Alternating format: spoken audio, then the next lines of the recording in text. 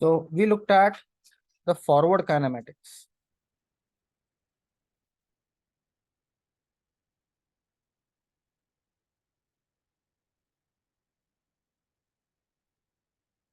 Now, in the case of forward kinematics, find out the x, y, and z position of end effector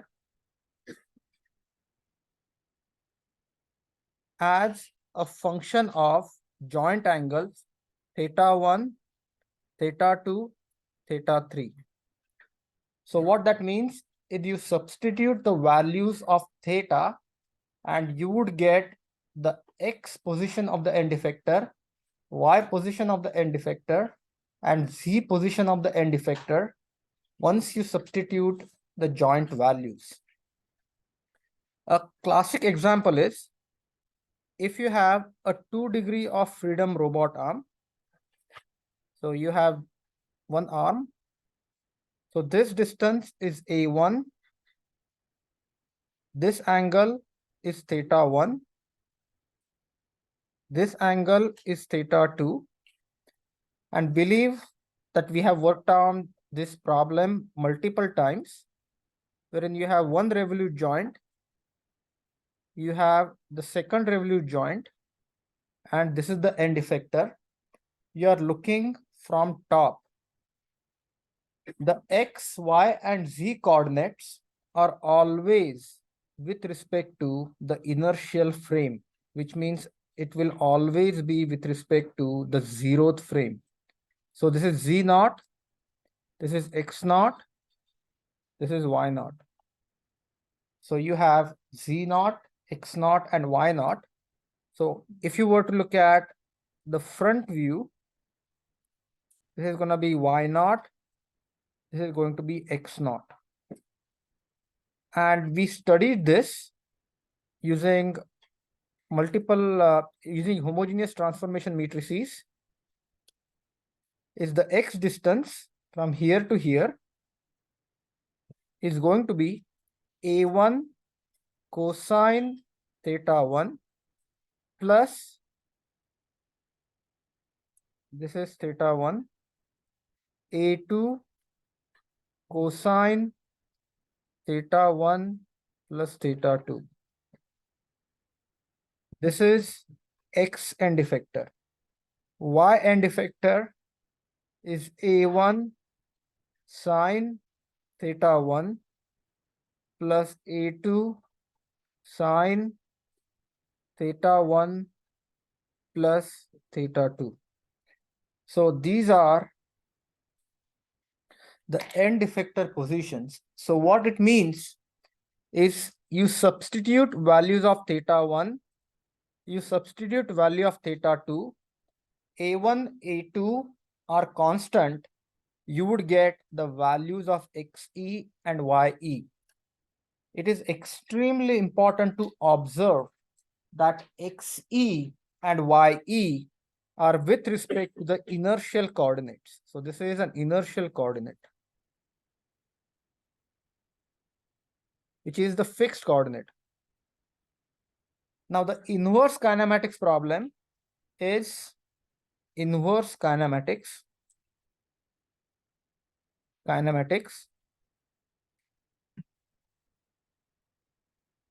Is given values of end effector xe, ye, and ze, find theta 1 and theta 2. Now this problem is just opposite. What we are specifying is we are specifying the xe, ye, ze, which is the x position, y position, and z position of the end effector. And we are trying to find out the values of theta 1 and theta 2. Now, please understand, for forward kinematics solution. So for forward kinematics, a solution always exists. So which means you substitute the value of theta 1, you substitute the value of theta 2, and you will get some value of theta e, xe and ye. So what that means is forward kinematics solution exist. Substitute theta 1, theta 2, get the position of the end effector. For inverse kinematics, solution may exist, solution may not exist, or multiple solutions could be possible. I want to give you an example. Please try to understand. This is your robot. This is your end effector position. This end effector position can be achieved like this, or this end effector position can be achieved like this. So what it means is there are two configurations wherein you can find the same end effector position. It is also possible that if the position xe and ye is outside the work envelope of the robot, so which means the point is over here, robot cannot reach, then probably you can't find a solution. Sometimes the position is somewhere in a dead space where the robot actually folds onto itself. What it means is there could be certain dead zone in the configuration space where if you specify that particular position, the robot may not be able to reach it. So for inverse kinematics, the important part is solution may exist, it may not exist,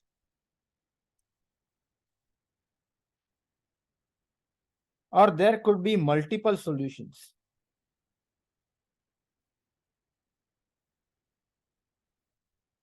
Now, yeah.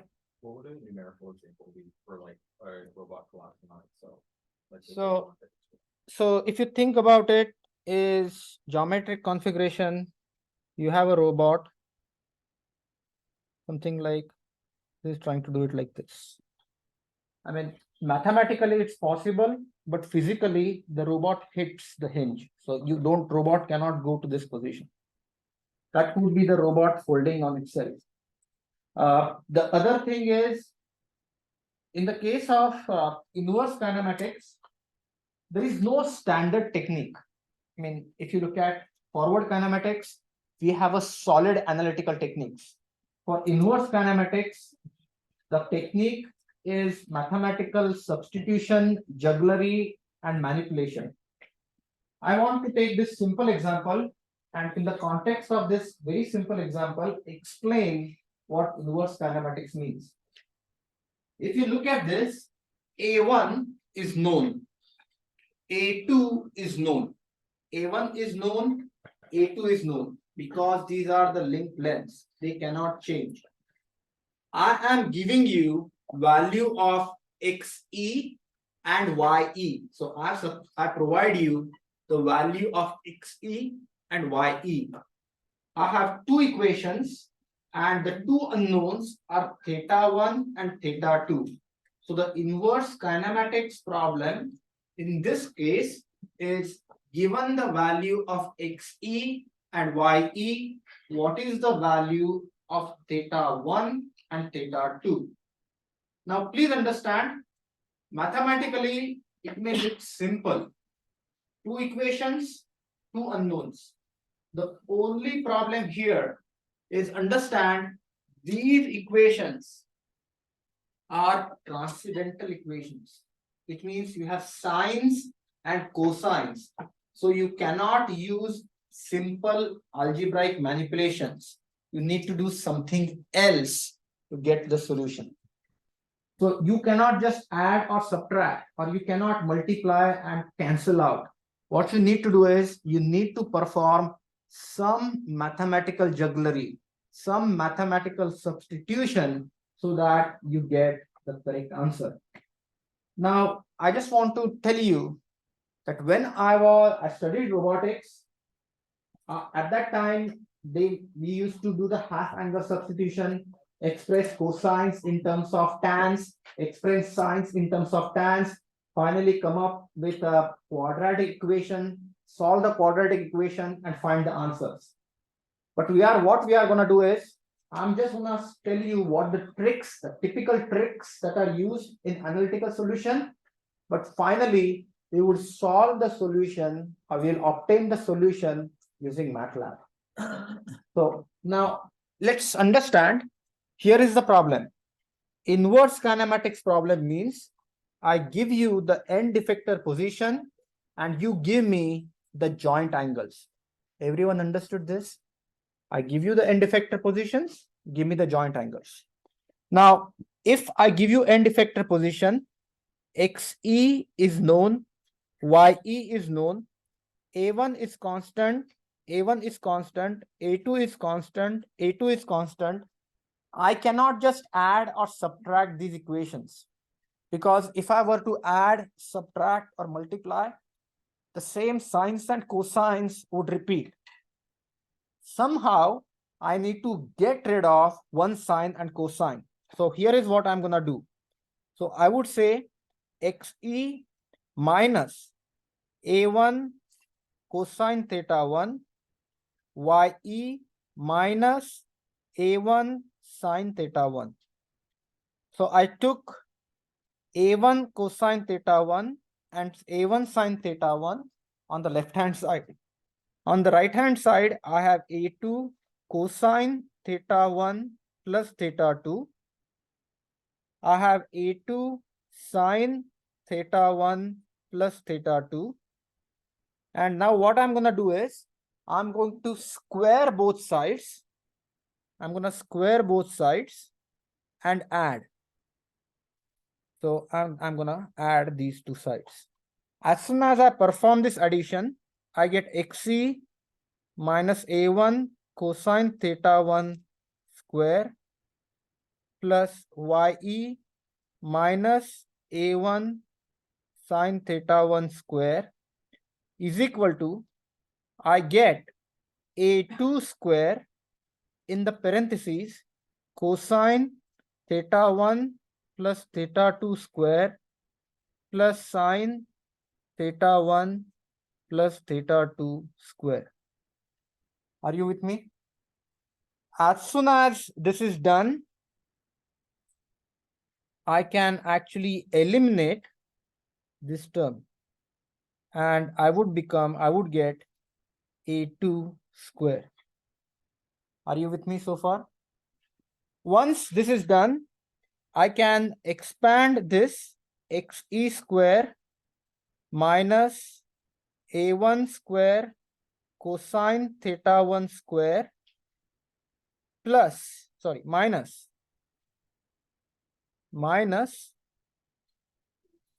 oh, this is plus, sorry, minus 2 XE A1 cosine theta 1. I would do the same thing, YE square plus A1 square sine square theta 1 minus,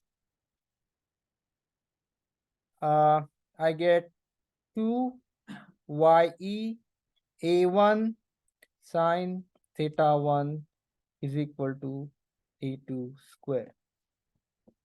Now what it means is, entire equation I can simplify A1 cosine theta 1 square, A1 sine theta 1 square, that can be combined, XE square plus YE square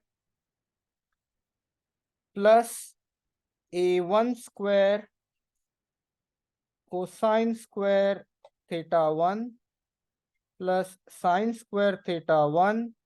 And now what I have here is I have minus 2XE A1 cosine theta 1 minus 2YE A1 sine theta 1 is equal to A2.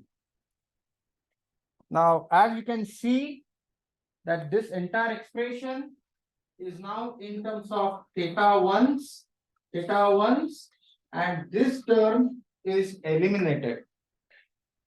So as you can see, is I can write down xe square plus ye square plus a1 square minus 2xe a1 cosine theta 1 minus 2ye a1 sine theta 1 is equal to a2 square. Now, what I would do is, I would represent cosine theta 1 and sine theta 1 as a half angle formulae. So, as a function of tan square theta by 2, I will explain this, and then this will also be expressed as tan square theta by 2 using half angle formulae. So which means this entire expression will be in tan square theta by 2. Then I solve this equation and get the value of theta by 2, theta 1 by 2. So again, what the point I'm trying to make here is you will have to perform this mathematical trigonometric jugglery to get the entire equation in only one variable. But again, this variable has a cosine term, this variable has a sine term.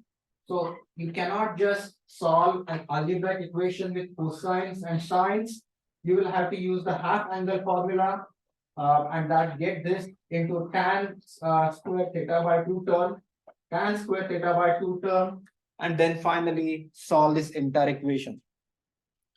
And once you get the value of theta 1, once you get and understand, depending upon which quadrant you are, you will get multiple values of theta 1. You can get two values of theta 1. And once you get values of theta 1, you will find the values of theta 2. So you are going to get potentially one pair of theta 1, theta 2, indicating this configuration, one value of theta 1, theta 2, and you will get another value of theta 1, theta 2, indicating this configuration.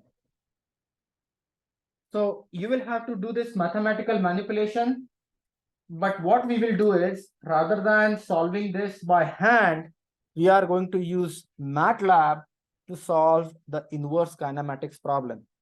So how do we solve inverse kinematics problem? To solve the inverse kinematics problem, first solve forward kinematics problems.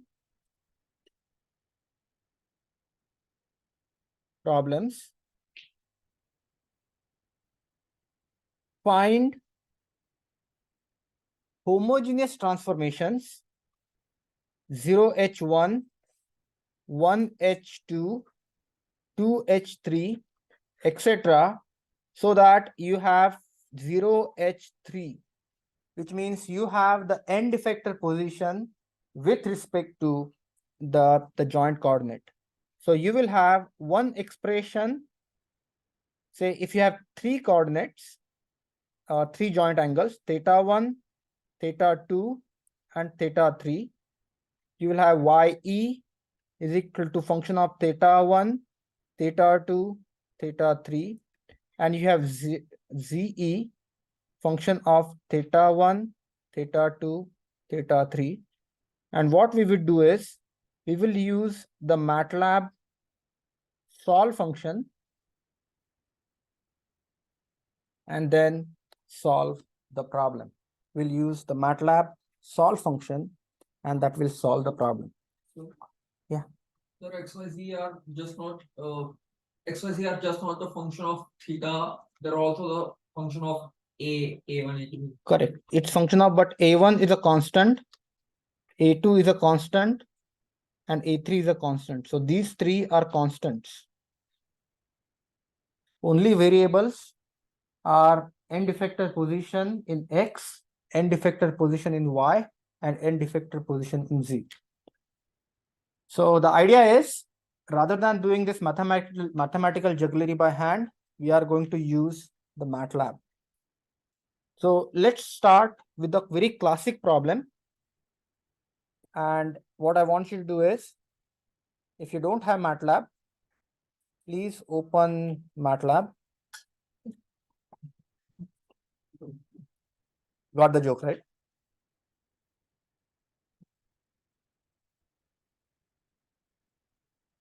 Basically, if you don't have MATLAB, install MATLAB and then open MATLAB.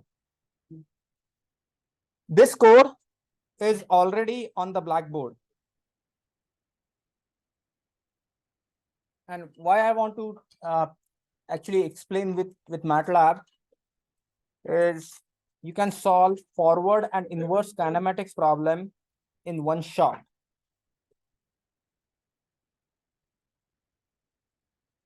And this is the problem that we have already worked out.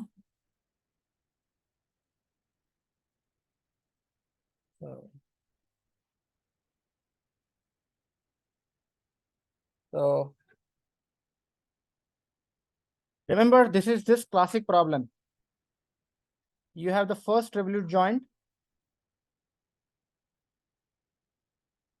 Then you have the second revolute joint.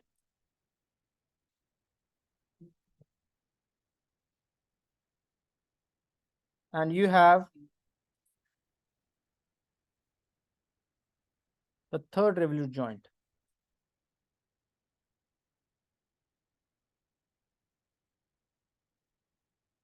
This is the exact same robot. If you attended the semiconductor robotics workshop, this is the same robot that we solved in that workshop. So you have the first revolute joint, you have the second revolute joint, and you have the third revolute joint. Yeah. Oh, I can't see it.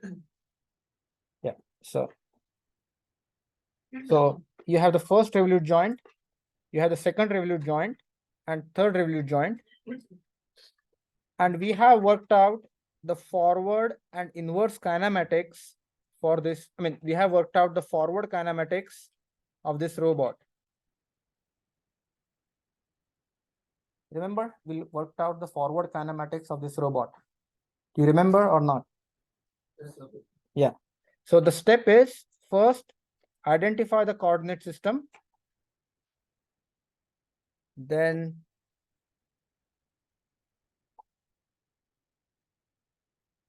find out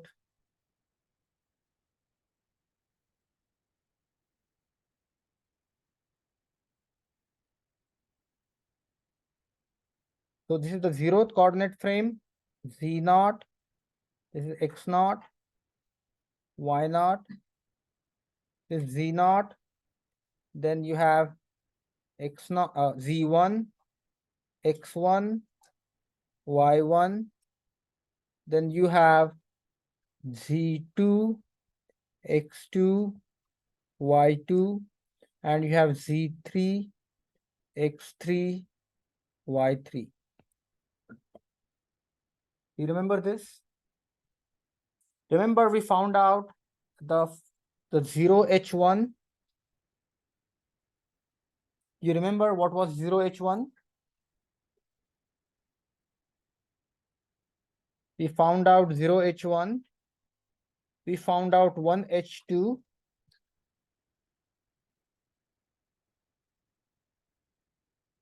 And we found out 2h3.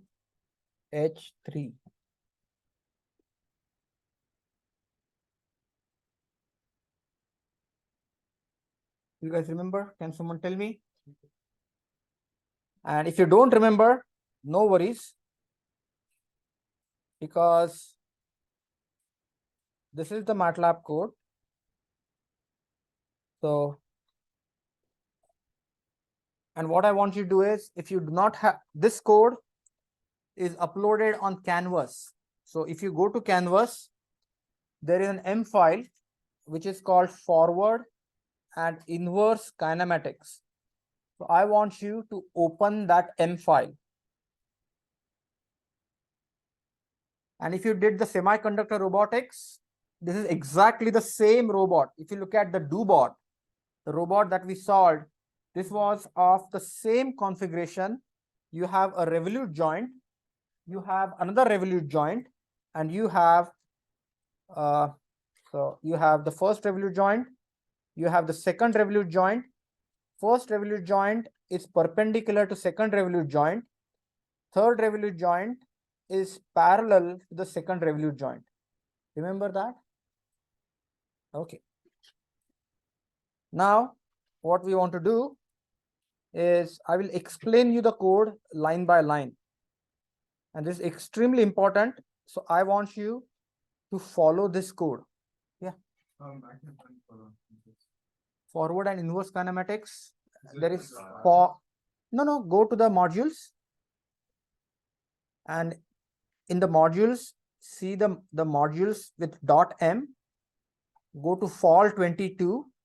And there is forward and inverse kinematics .m. Thank you. And there is also the notes on how to solve forward and inverse kinematics for this. It's So the one that we did in class is R perpendicular, R perpendicular, R. Is there any mathematical difference between like double? R perpendicular.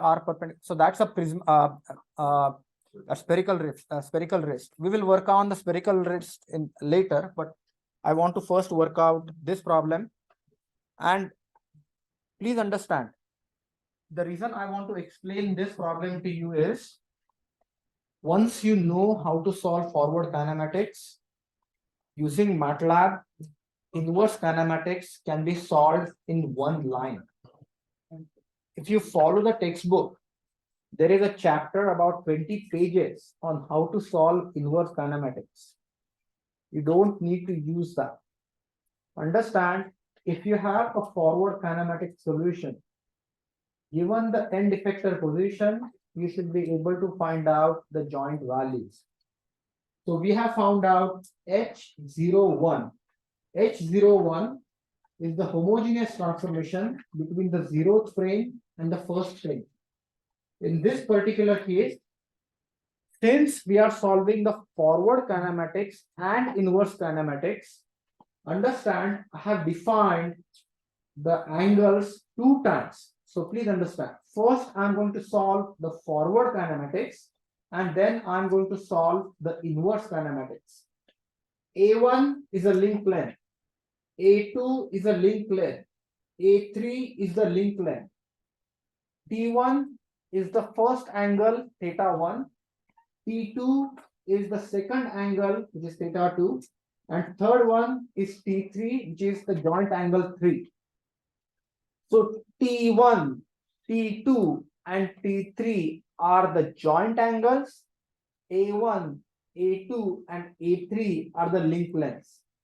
When I'm going to solve the forward kinematics problem, I'm going to substitute T1, T2, T3, and get the values of end effector X, end effector Y, end effector Z. Everyone understood this? In the second half of the problem, what I'm gonna do is, I'm gonna give those end effector positions as inputs. I'm gonna give the end effector positions as inputs and reverse calculate what would be the value of theta 1, theta 2, and theta 3.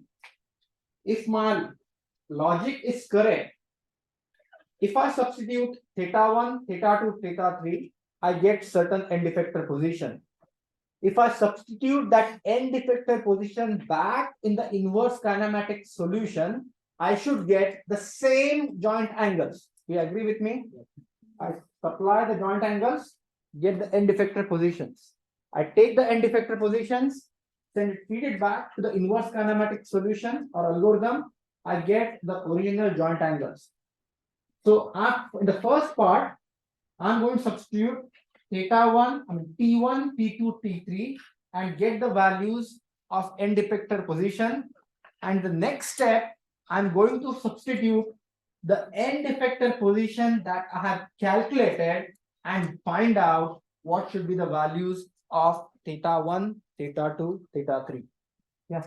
So in the inverse kinematic, when we are giving back the end effector position, we can get multiple solutions. So how Correct. to overcome that?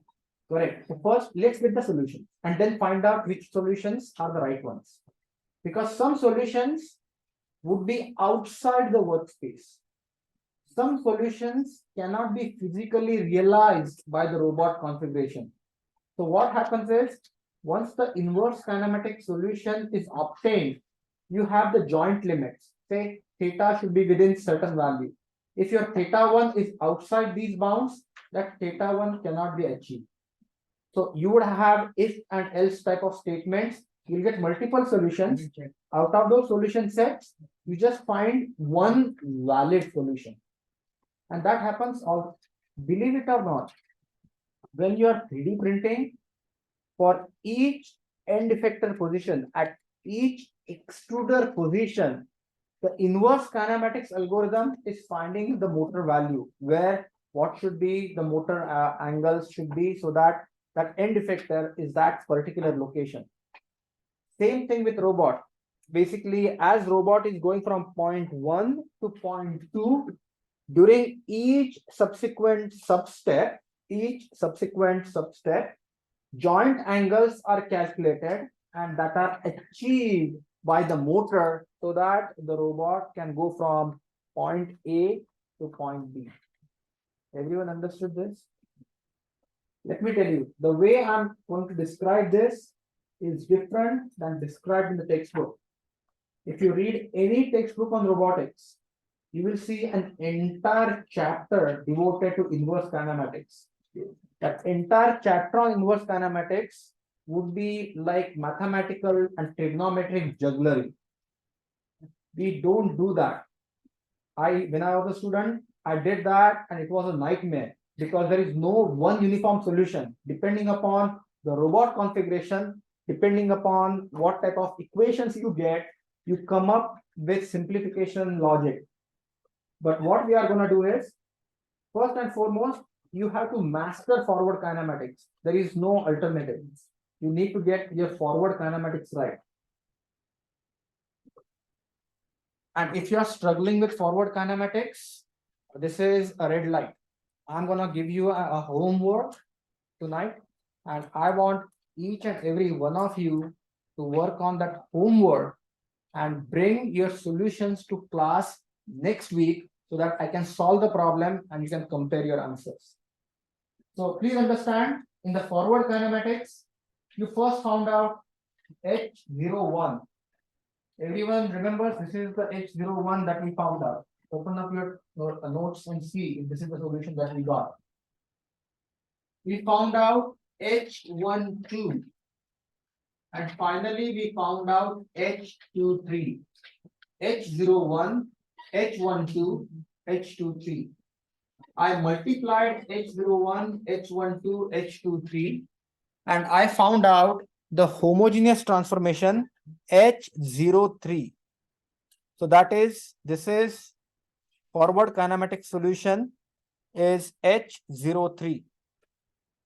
Imagine if the robot has the initial length A1 is equal to 135, A2 is equal to 165, and A3 is equal to 170.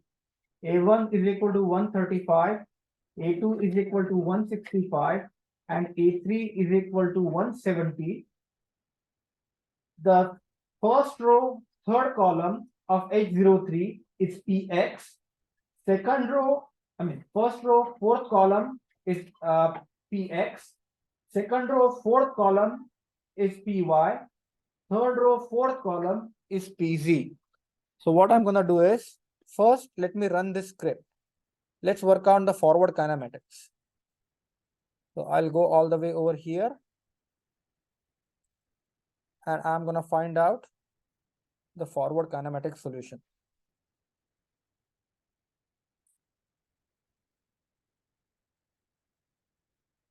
So basically evaluate. So once you evaluate, you get this 4x4 matrix, and watch out. This is your XE, end effector X position. This is YE, Y effector X end effector Y position.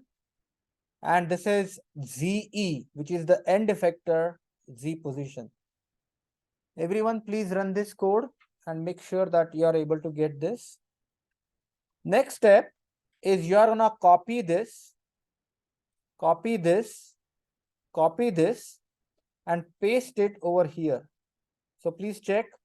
Can you see Px is equal to cosine THE1, A3 cosine THE2, theta 3, and A2 cosine theta 3. So these are the values. Then Py is equal to sine theta 1, A3 cosine theta 2, theta 3, A2 cosine theta 2, and Pz is A1, A3 sine theta 3, theta 2, theta 3, and A2 sine theta 2. So can you see that these values that you have here, I obtained here. Now next part is I'm going to compute the forward kinematic solution, which means given the values of theta 1, theta 2, theta 3, find x, y, and z. So one case, theta 1 is 0 degrees. Since MATLAB requires solution in radians, I converted 0 degrees to radians. Then next thing, I substitute theta 2 is equal to 35 degrees. And then I substituted theta 3 is equal to minus 60 degrees. Everyone understood this?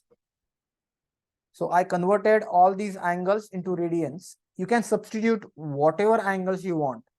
Idea is substitute the angles, get the end effector position. Now I'm gonna find out, and again, we have defined symbolic variables. So what I will have to do is, I cannot just substitute the values. I need to use subs function to replace THE1 by the actual number T1, THE2 by the actual number, THE3 by the actual number. So what is this function? What is this code doing? Px is the equation for x. That equation has THE1, THE2, THE3. Just go a little bit. If you scroll up, you will see THE1, THE2, THE3. I am substituting the numerical values T1, T2, and T3 in this equation and find out the value of Px. Same thing, I have the equation for Py. Py is the y position of the end effector. I'm replacing the variables THE1, THE2, and THE3 by T1, T2, and T3. These are the numbers, okay? T1 is the joint angle in radians. T2 is the joint angle in radians. T3 is the joint angle in radians. These joint angles in radians will be replacing these variables and will give me the answer. Why do I need VPA? VPA stands for Variable Precision Arithmetic. When you are performing numerical substitution in a symbolic expression, you will get an expression or you will get an answer which could be fractional. So to simplify, to make it compact, I'm going to use Variable Precision Arithmetic, which will take this and give me a short compact number. Same thing over here, same thing over here. So what I have done, I have substituted the values of theta. Please understand, A1, A2, and A3 are constants that are defined. So at the end of the day, I'm gonna get a number here, and number here. Everyone understood this? That is the forward kinematic solution. Given the numerical values of theta 1, theta 2, and theta 3, what are the values of end effector x position, end effector y position, and end effector z position? Everyone understood this? No matter what the robot is, this is the standard procedure you have to follow. Start, for an example, currently you may be working on assignment which has actually 6 degrees of freedom. You will find H01, 0H1, 1H2, 2H3, 3H4, 4H5, 5H6, because there are 6 joint angles. Everyone understood this?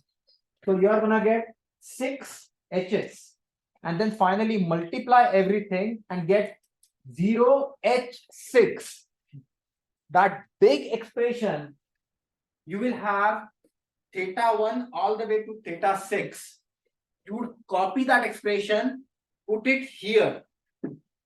You will use the exact same syntax, but rather than substituting T1, T2, T3, you will have all the way from T1 to T6. Everyone understood this?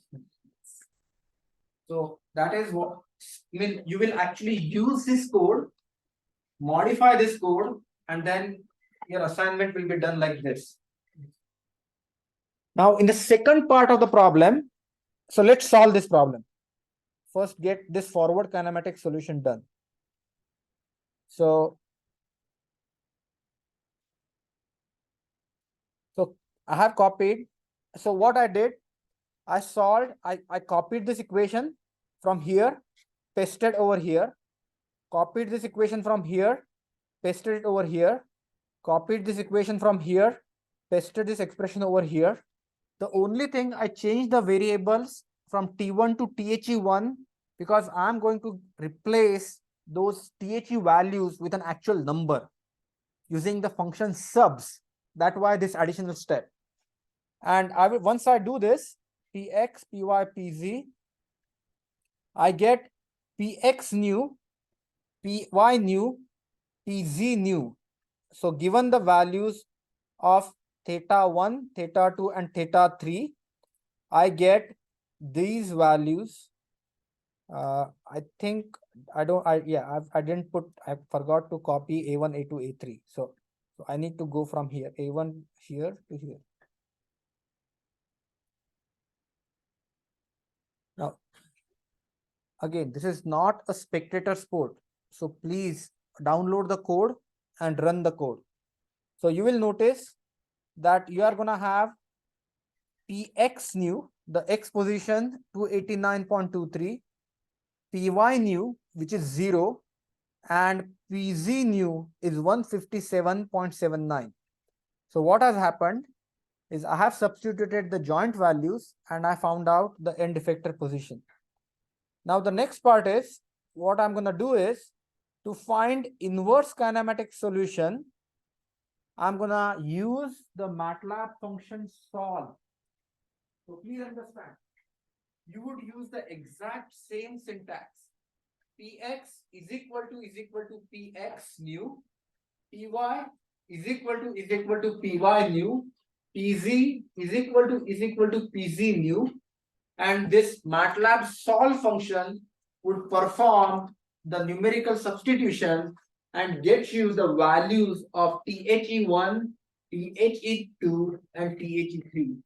So once you use on the line number 48, once you give the values of THE1, once you give values of Px new, Py new, Pz new, it will compute the inverse kinematic solution. So what you will do is, and since everything was in radians, I have converted that into degrees. So this is what, and inverse kinematic solution typically takes time because MATLAB is going to apply all those algorithms. Now understand, it gave lot of angles. Can you see? Theta 1 could be 0 degrees, theta 1 could be 180 degrees, theta 1 could be 180 degrees, theta 1 could be 0 degrees. Theta 2 could be minus 25, 145, minus 150, 154, and minus 35. So which means it found the multiple solutions for this. So what I'm gonna do is, I'm gonna just express this solution something like this. And these are the 4 sets of solutions for the given values of Px, Py, and Pz. So given the Px, Py, Pz, my theta1 could be 0 degrees, theta2 could be minus 25, theta3 could be 60. Theta1 could be 180, theta2 could be 145, and theta3 could be 60. Theta 1 could be 180, minus 154, minus 60, and the last one would be 0, 35, and minus 60. So these are valid solutions. Now you will look at the workspace and identify which solution makes sense, which is a meaningful solution. Everyone understood this? So for inverse kinematics, given the values of end effector position, you solve the inverse kinematics problem. Any question? So these are like no constraints on the joint. These are no constraint on the joint angles. But if you look at an actual robot would have certain joint constraints. So some of these combinations may not be actually realizable. So even though mathematically the solution is achievable, but you cannot implement that in the physical robot. So depending upon your robot joint angles, you can select the proper angles. What would be the use case of knowing the different possibilities of training? So clearly, if you have an end effector position, robot could attend the end effector position like this. Robot could attend an end effector position like this. Or robot could attend an end effector position like this. Robot could attend an end effector position like this. Many a times, the actual joint, as you can see, I cannot do it like this. So I have a joint limitation. So joint could have some physical limitations that robot cannot achieve. So that is the use case. Now the second use case is sometimes the robots needs to manipulate with obstacles. So there could be some obstacles in between, and robot can only reach that end effector position with certain values. So based on how that end effect, where that end effector location is, you would add some conditional statements. So how would you do the conditional statements? So first and foremost, you will look at the conditions on theta1, because that is the first joint. Condition on theta1. Right now, there are 4 possibilities of theta1. Theta1 could be 0 degrees, theta1 could be 180 degrees, theta1 could be minus 180, theta could be 180 degrees, theta could be 0 degrees. So out of 0 and 180, let's choose 0 degrees is the possible solution. Do you agree with me? Which means the feasible solution is the very first solution and maybe the last solution. You have the first solution and the last solution. Those are the possible solutions. Next, we look at the value of theta2. And depending upon how that robot is, it may be possible that robot could do minus 25 degrees.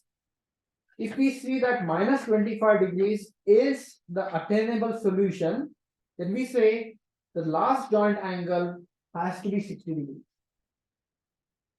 Now, in certain cases, it may be possible that you could have the joint first value is possible, second value is possible, and then what you do is you kind of look at the third value.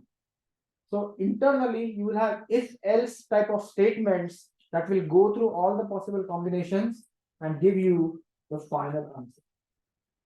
Everyone understood this?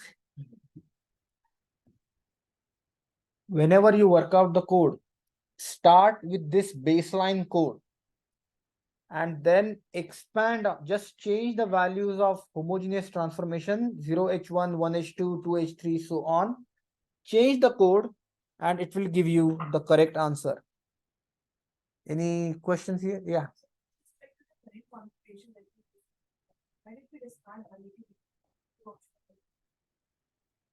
You don't have to discard 180 degrees, but there is always a possibility. 0 degrees is like this. 180 degrees is all the way over other side. It may be like 180 degrees is not practically achievable. So the robot cannot flip itself. So it's like the robot does not flip. Robot has only 0 degrees first position. So you look at the joint configuration space. One example, I cannot do minus just 180 degrees. So depending upon the robot, I mean, if you did the semiconductor robotics class, this is exactly the same for the do-bot. So do-bot cannot have theta1 is equal to minus 180 because that is when the do-bot actually locks. So basically, if it's a 0 degrees, which means it's in the static equilibrium position or the kinematic position. Everyone understood this? Can you please repeat the line number 48? Yeah. Okay, line number 48. This code is extremely important, and I'm actually let me go through this code again. First part of the code is defining all the symbolic variables h01, h12, h23. After you simplify, you are going to substitute the values of constants. A1 is equal to 135, A2 is equal to 165, A3 is equal to 170. And then I just copied the forward kinematic solution for X, forward kinematic solution for Y, forward kinematic solution for Z. Then, and again, let's check for a second. I substituted T1 is equal to 0, T2 is equal to 35, and T3 is equal to minus 60. And then for these joint values, I have found out Px new, Py new, Pz new, and I substituted those values on line number 48. On the left hand side, theta, I'm calculating the joint angles T1, T2, T3 given Px new, Py new, Pz new. So what I'm doing is I'm solving an algebraic equation, but that algebraic equation has sines and cosines. And now please understand, in the last problem, there were only two thetas, theta 1 and theta 2. In this problem, there are three thetas. So the algebraic manipulation that you have to do is quite significant. That's why when you run this code, MATLAB is busy for some time because it runs through all those iterations and finally gives you the answer, combination of answers. Sir, how did you took the value, the T2 in T235, T3 minus 16? Just like that. I mean, you want some different value, we can put some different value. So, but why would you do that? So first, I give joint angles. I find out the end effector position. Forward kinematics. Understood? You can give any value. You can give any value. Okay, let's start. You give any value of for theta 1, any value of theta 2, any value of theta 3. Find x, y, and z. Forward kinematics done. You can also give 0, 0, 0. Forward kinematics problem done. Now the second half is take that solution, see that in the inverse kinematic solution and see if you get original angles. The answer to that question is you don't get one set of original angles, you get 4 sets of original angles. Out of that, one is the correct solution. Understood? Yes. Okay. So I have a Yeah. Why didn't you directly use THE3 or THE2? Why did you have to convert it to T1, T2, T3? That is MATLAB quirks. I mean, you are welcome to play with it. What happens is, if we are manipulating a symbolic variable, we are replacing that symbolic variable with a numerical value, and at the end, we are using a numerical value to find the value for that symbolic variable. That's why I have to do this variable juggler. You are welcome to try some other way. There are clever ways of doing it, but this is the most simple way wherein you can actually, it's easier to understand. So that's why, yeah. Is there any way to only do the inverse kinematics part? Because let's say if Without forward kinematics, you cannot do inverse. well, let's say you have a position that you want the end effector to be, Correct? but you don't know what angles it would be for the Ex- forward. Correct. So once you solve the forward kinematics, you have an expression which contains theta 1, theta 2, theta 3. And inverse kinematics means you want to find theta 1, theta 2, theta 3 for a given x1, given y1, given z1. That is the inverse kinematics. But how do you know that inverse kinematic solution that you are computing is correct?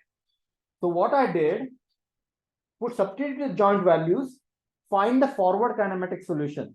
Okay, part one done.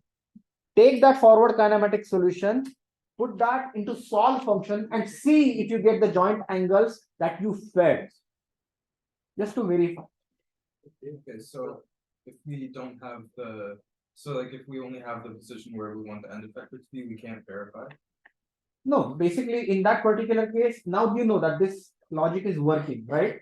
So what that means is I can substitute any value of px new, any value of py new, any value of pz new, and find out theta 1, theta 2, theta 3.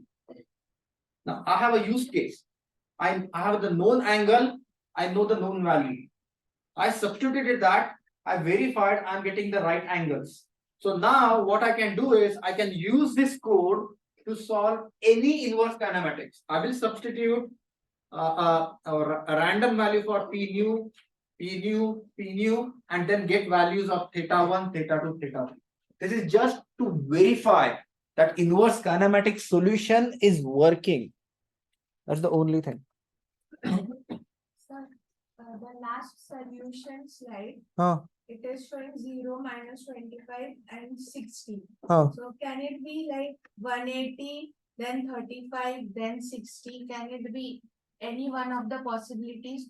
Or does it have to be only one of the four? It depends upon the robot configuration. So let me ask this question.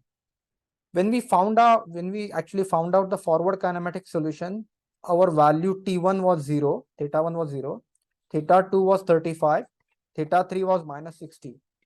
Do you see this solution in the set of solutions? Which means we are getting the solution that we fed. You agree with me? But when we are computing inverse kinematic solution, you get multiple solutions. Out of that, only one solution could be a valid solution, or maybe more than one solution could be valid solution. So at that time, you will have your if else type of statements that will pick the right solution for you. That is, yeah. So can you do the last line of code? Yeah. Sir, in the last line, your this one you are printing the values of theta 1, theta 2, and theta 3. We are getting for example in T1 we are getting 0 and 180 degrees. So why we are getting just 0 and 180? We can get multiple from 0 to 180 also we can get. No, so because those are two, the way this happens is you have theta 1. Actually, theta 1 has 0, theta 1 has 180. For theta 1 of 0, what is happening is you have -1, so you have theta 2. Theta 2 is minus 125, minus 25, and minus 154. And for 180, you have 145, and you have 145, and you have no, for 0, made a mistake. 0 minus 25. Oh, yeah, minus 0 by 35. Correct. 0, 35, 180. You have 145 minus 154. Okay, sir, I got the answer. If it would theta 1 would show any angle between 0 to 180, the theta 2 would not satisfy that. No. So basically, what you do is you follow this tree. Just a second. Let me just finish the last part. So now I have 0. This is minus 60. This is 0. That is 60. Yeah. So what I'm saying is you get 3 unique combinations of values of theta 1, theta 2, theta 3. So you basically choose either this or this or this or this. And that is what is happening here. And again, understand, out of these, our initial solution is like 0, 35, 60. That is shown. Any more questions here? Okay, I want to take one more problem. And actually, I want to solve These equations work in real life also, or in real robot, or Yeah. final point is some deviated. So what happens is these solutions are obtained from kinematic diagram. Kinematic diagram may not be the most accurate diagram of the robot, because actual robot could have non-zero offset. Actual robot could have some hinges that are not aligned. So typically what you do is when you are going to, and that's why if you look at the assignment, what I have done, first I ask you to solve using MATLAB. The second part, what I ask you to do is, I ask you to import the CAD model. Once you import the actual CAD model of the robot, inside MATLAB, you can specify the inertia properties and the joint properties. Which means these joint parameters would be captured inside the MATLAB from the CAD geometry. And then you would solve the problem. And at the end, you will make a video. Do that assignment, you will gain tremendous amount of understanding on how the actual robot forward kinematics and inverse kinematics is done. When you go to industry, you are not going to do homogeneous transformation. You would use the robot modeling software, either Robotica or MATLAB or Python or VREP or Gazebo, and model the robot. But you need to have a and you will realize that once you find the forward kinematic solution using MATLAB and forward kinematic solution by importing the CAD geometry, there will be small deviation because you'll be approximating certain distances. Okay, this is another problem. This is revolute joint, and prismatic joint. Remember, this problem also we solved. So what you have is, you have a revolute joint.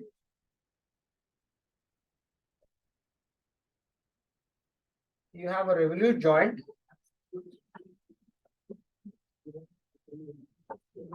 And then you have a prismatic joint.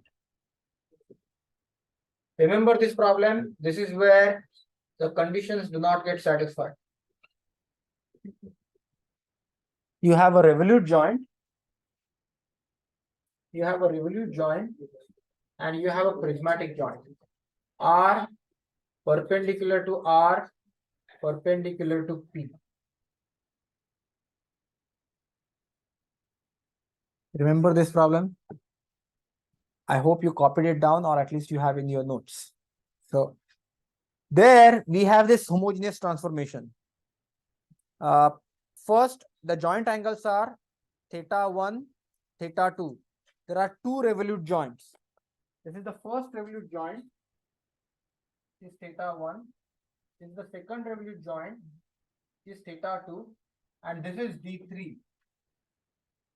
You have two revolute joints and one prismatic joint. The two variables, two constants are this distance and this distance. These are the two constants. You guys remember, right? I solved this problem in class. This is the problem where the frames of the rules are not satisfied and you have to actually translate the frame. Remember this problem, right? Okay, good. So now what I'm doing is, I'm substituting value of A2 as 165, A1 as 135. So these are the fixed values. These are the constants. Homogeneous transformation is 0H1 is this. H12 is this.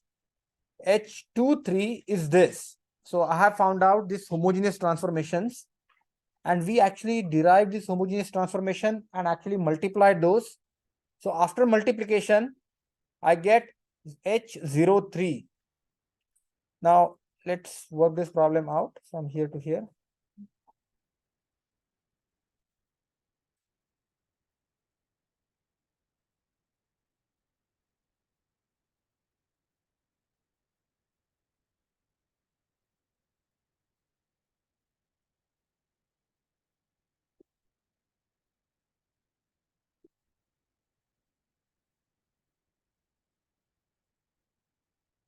For every problem, it's the same procedure. Can you see once you perform that multiplication, you get one term, you get second term, and you get the third term. You agree with me? And this problem is very important. Why I tell you? Can you, this is px1, that is px. Do you agree with me? This is py. Everyone okay with this? And this is pz. Everyone okay with this? So I have three equations and I need to find out answers to T1, T2 and D3. Can someone tell me the key difference between the equation that I have highlighted and the equations that I have not highlighted? Understand, there are three unknowns: theta 1, theta 2 and the displacement 3. Do you agree with me? In the very first expression for Px, theta 1 appears, theta 2 appears, and D3 appears. Theta 1, theta 2, and D3 appears. For Py expression, theta 2 appears, theta 1 appears, D3 appears. But for Z equation, can you see that T1 is not present? You have to watch out only for these types of problems, which means when you are going to solve the problem, you have to use slightly different trick. So let's go down and I'll tell you what the trick is. So if all the variables are present in all the equations, that's great. But if some variables are missing in some equation, then you will have to solve that problem in sequence. So check this out. So I have this, and I'm going to substitute. Once I substitute these values, I have T1, TT1, TT2, and D3, which is the extension. That gives me the PX1, PY1, and PZ1, which is the solution.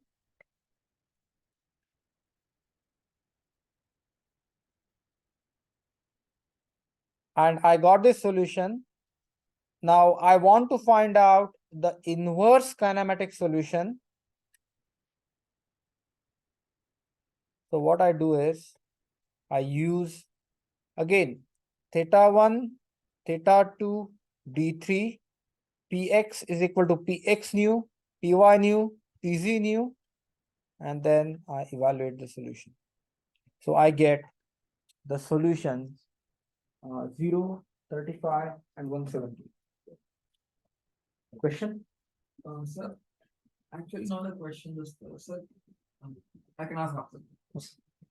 Okay, now understand.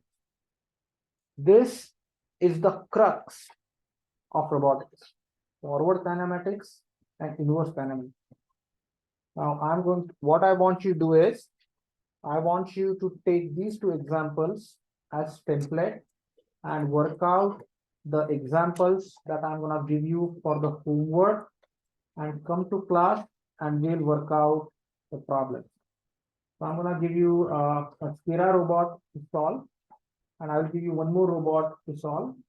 Try to work out those solutions on your own. Come to class and I will work out those solutions from scratch, so that if you are stuck somewhere or if you have any question, I can answer those during class. This stuff is extremely important. If you don't understand forward kinematics, inverse kinematics, you should not call yourself roboticist. So master this. It will come everywhere. Yeah, question? Since PZ And if it is set model independent of T1, there should be multiple possibilities of T1 opening up at this point, in just Right. one solution. Right. So what I've done is I would encourage you to run this code and then play with it a little bit, and you will see you will get multiple values. They are here. So, and you will get an error something like this because you cannot solve it because the third equation only has two unknowns. So MATLAB would in the iteratively change the algorithm. But run this code and then you will understand what's going on. Yeah, I only get one solution. One solution. Yeah. So 0, 35, no, theta one. So yeah, then you see that you are, so basically same solution is repeated twice if you think about it. So just try to work out the problem and see what is happening. All right, I'm gonna stop here. But yeah, So for example, we are going to we can consider just a second. Let me stop for recording. Then I can answer it.